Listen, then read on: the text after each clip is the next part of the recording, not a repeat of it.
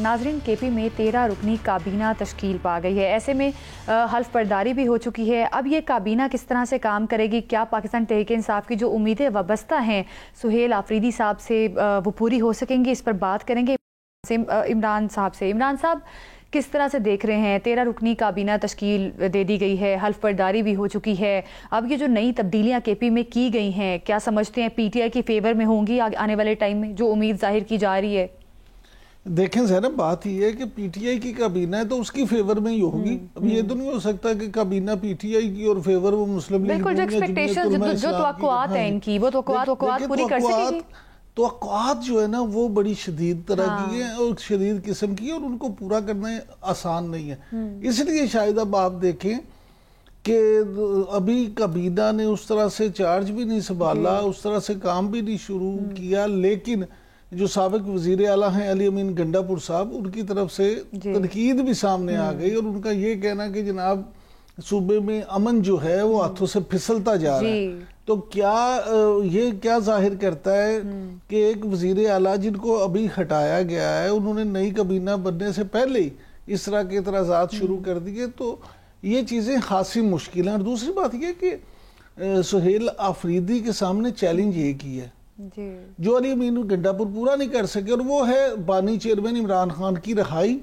अगर वो बानी चेयरमैन इमरान खान को रिहा कराने में कामयाब होते हैं तो फिर तो कामयाब है। अदरवाइज आप देखेंगे कि 2-4-5 महीनों में ही शायद जो है वहाँ पे दमादम मस्त कलंदर शुरू हो जाए और उनके लिए हालात मुश्किल हो जाए। सही। इमरान साहब, एक और चीज़, बैरिस्टर सैफ साहब को शामिल नहीं किया गया इस बार इस काबीना में, हालांकि पहले काबीना में शामिल थे और बड़े ज़बरदस्त बड़े एक्टिव किस्म के वो इंसान है, तो उनको क्यों शामिल नहीं किया गया? क्या वजूहात है? देखें, बैरिस्टर सैफ जो है ना, उनका भी मामला ये है, उनको काबीना में इसलिए शामिल किया गया था पहले भी कि आम तासुर उनके बारे में ये है कि वो ताकतवर हलकों के नज़दीक हैं जी, और उनके बारे में ये भी कहा जाता है कि वो भी अली अमीन गंडापुर साहब की तरह एक ऐसी शख्सियत थे जो इस्टेब्लिशमेंट और वफाक जो हैं उनके दौरान और इमरान खान साहब के दौरान एक पुल का किरदार अदा कर सकते थे और इमरान खान साहब की रिहाई के लिए वो काम कर सकते थे। लेकिन अब उनको इसलिए शामिल नहीं किया गया कि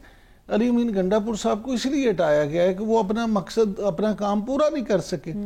अब बैरिस्टर सैफ जो हैं उनको ये नहीं मैं कह रहा कि बिल्कुल शायद अब वज़ीर ना बनाया जाए, हो सकता है कि दूसरे मरहले में वो उनको वजारत मिल जाए, लेकिन हमारे वाक़फ़ान हाल जो हैं उनका ये कहना है कि बैरिस्टर सैफ को भी इसीलिए काबीना के पहले मरहले में शामिल नहीं किया गया कि उनको ये मैसेज दिया गया है कि आप कुछ करके दिखाएं फिर ही आप हुकूमत में आएंगे। अगर आपने पहले की तरह कुछ कामयाबी हासिल ना की तो फिर जो है आपके लिए मसला है। अच्छा इमरान साहब, केपी में सेनेट इलेक्शन में PTI के खुरम ज़िशान 91 वोट लेकर कामयाब हुए, इस तरह सेनेट की ये नशिस्त PTI के पास रही, इस हवाले से आप क्या कहेंगे? इस कामयाबी पर आपका क्या तबसरा है? देखिए, PTI की कामयाबी जो है ये होनी बात तो नहीं है, जब अक्सरियत उनकी है तो सेनेटर उनका ही होना चाहिए था।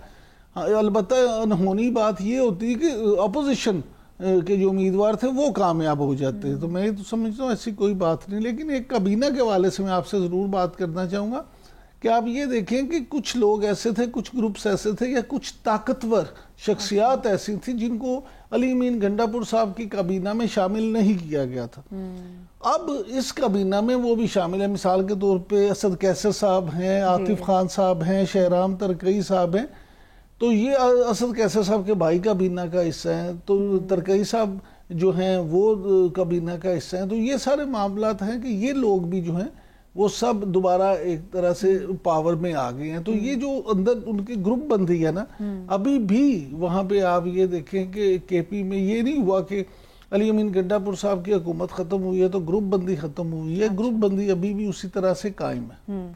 तो क्या सुहेल आफरीदी साहब इस ग्रुप बंदी को भी खत्म कर सकेंगे या इसी तरह से उनका भी तनकीद की जाएगी? क्योंकि अली अमीन गंडापुर पे बहुत तनकीद होती थी जब। देखिए, सुहेल आफरीदी ने तो साफ कहा है कि जो खान साहब कहेंगे मैं तो वही करूंगा। اب اگر عمران خان صاحب خود یہ سمجھتے ہیں کہ یہ گروپ بندی جو ہے ان کو سوٹ کرتی ہے تو وہ خان صاحب کی ایک پرابلم یہ بھی ہے کہ وہ ڈیوائیڈ اینڈ رول پہ یقین رکھتے ہیں. وہ کہتے ہیں پارٹی میں یہ جو ہے نا ہلکی پھلکی موسیقی رہنی چاہیے, طاقت کا منبع وہ خود ہی رہنا چاہتے ہیں, تو اس لیے صحیح. اچھا عمران صاحب, آزاد کشمیر میں بھی اب ایک بڑی تبدیلی ہونے جا رہی ہے. وزیر اعظم آزاد کشمیر کے خلاف تحریک عدم اعتماد جو ہے وہ کل لائی جائے گی. اس تبدیلی کے حوالے سے آپ کیا کہیں گے؟ آزاد کشمیر میں آگے کیا حالات دیکھتے آپ کو نظر آ رہے ہیں, کیا لگ رہا ہے؟ دیکھیں آزاد کشمیر میں آپ کو یہ یاد ہوگا کہ چودھری انوار الحق بھی اس اسمبلی میں تیسرے وزیر اعظم ہیں. جی بالکل. پہلے جو وزیر اعظم تھے وہ اگر آپ کو یاد ہو کہ پہلے ان کو ہٹایا گیا, پھر اس کے بعد دوسرے وزیر اعظم جو تھے ان کو ہٹایا گیا. اب یہ چودھری انوار الحق صاحب, حالانکہ چودھری انوار الحق صاحب جب P T A forward block بنا تھا تو یہ بھی یہ سمجھا جا رہا تھا کہ ان کو کہ یہ اشیر باد کے ساتھ وزیر اعظم بنے, بالکل. اور کافی عرصہ یہ انہوں نے تقریباً 2-2.5 سال یہ وزیر اعظم کے منصب پہ رہے ہیں, کافی انہوں نے وقت گزارا ہے. تو اب معاملہ یہ ہے کہ یہ وہاں پہ اس وقت جو پوزیشن ہے وہ ہوا یہ کہ جب آزاد کشمیر میں ہنگامے ہوئے, ہڑتالیں ہوئیں, اور آپ کو یاد ہے کہ بہت بڑے پیمانے پہ احتجاجی مظاہرے ہوئے, تو اس وقت شاید وہ چودھری انوار الحق صاحب وہ سارے معاملے کو پراپرلی ٹیکل نہیں کر سکے.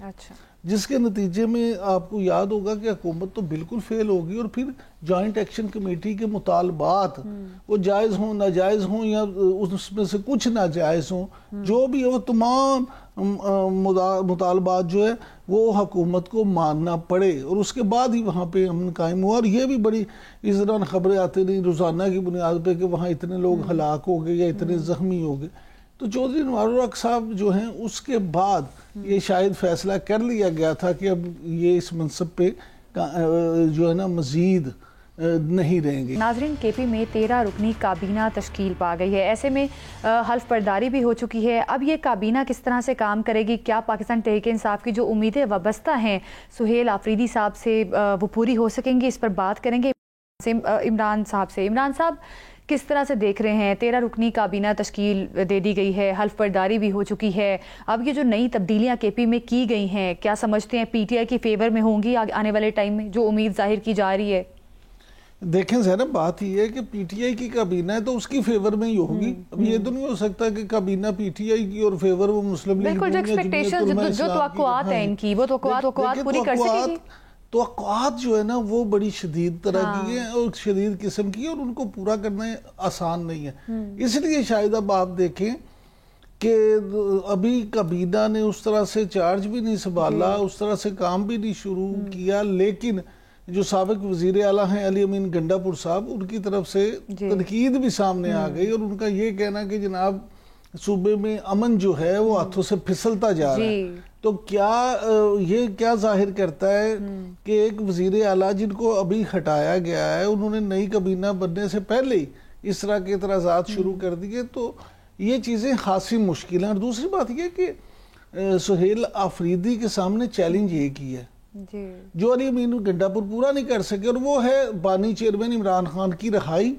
اگر وہ بانی چیئرمین عمران خان کو رہا کرانے میں کامیاب ہوتے ہیں تو پھر تو کامیاب ہے, ادروائز آپ دیکھیں گے کہ 2-4-5 مہینوں میں ہی شاید جو ہے وہاں پہ دمادم مست قلندر شروع ہو جائے اور ان کے لیے حالات مشکل ہو جائے.